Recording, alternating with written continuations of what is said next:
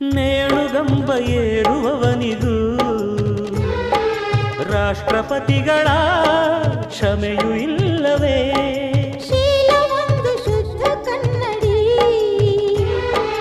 ಒಡೆದು ಹೋದರೆ ಬೆಸುಗೆ ಸಾಧ್ಯವೇ? ಕ್ಷಮೆ ಕೊಡು, ಇಲ್ಲ ಅದು ಶಿಕ್ಷೆ ಕೊಡು, ಇದೇ ಅದು. ಸಾಯಲ್ಲ ಮರೆಯಲ್ಲ ಹಾವು ಕೋಲಿದು. ತಪ್ಪು ಮಾಡೋದು ಸಹಜ ಕಣ, ತಿದ್ದಿ ನಡೆಯೋನು